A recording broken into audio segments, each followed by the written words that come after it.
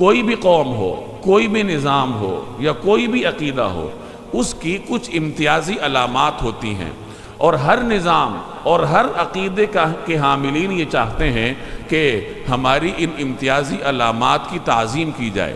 جیسے آج کل مختلف ریاستوں کے قومی جھنڈے ہوتے ہیں، قومی ترانے ہوتے ہیں۔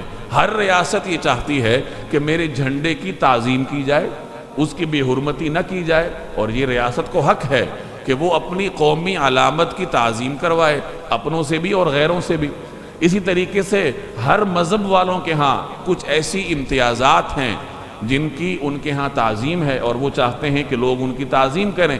جیسے عیسائیوں کے ہاں گرجا گھر ہے، قربان گاہ ہے، صلیب ہے، یہ ان کی امتیازی علامات ہیں یا شعائر کہہ دیجئے۔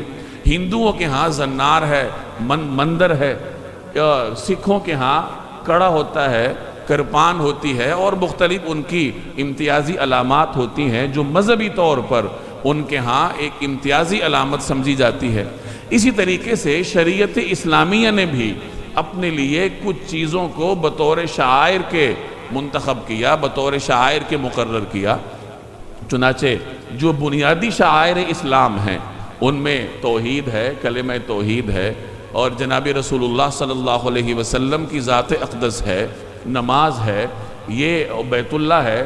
یہ چار شعائر اسلام میں بنیادی حیثیت رکھتی ہیں۔ اس کے علاوہ اذان ہے، اور صفا اور مروہ ہے، جن کے بارے میں قرآن کریم میں ارشاد ہے ان الصفا والمروۃ من شعائر اللہ، کہ صفا اور مروہ اللہ کے شعائر میں سے ہے، یعنی یہ اللہ جل جلالہ کی معبودیت کی علامات میں سے ہے۔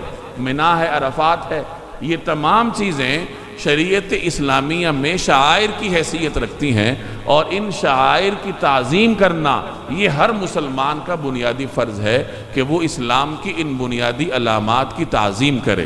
تو یہ شعائر اسلام ہیں جن کا یہاں حکم دیا گیا کہ اللہ کی نشانیوں کی بے حرمتی نہ کرو۔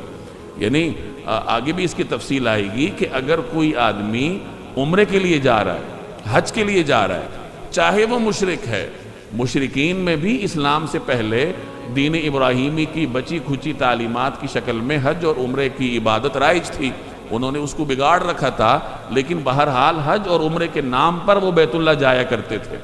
اب اگرچہ وہ مشرک ہیں لیکن وہ جا بیت اللہ رہے ہیں۔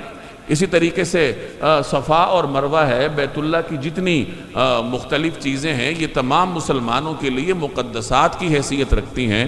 تو صلح حدیبیہ کے بعد مسلمانوں کو یہ تعلیم دی گئی کہ یہ شعائر اسلام میں سے ہے، لہٰذا کہیں ایسا نہ ہو کہ تم لوگ دشمنی کے غصے میں آ کے ان شعائر اسلام کے ادب میں کوئی کمی کر بیٹھو۔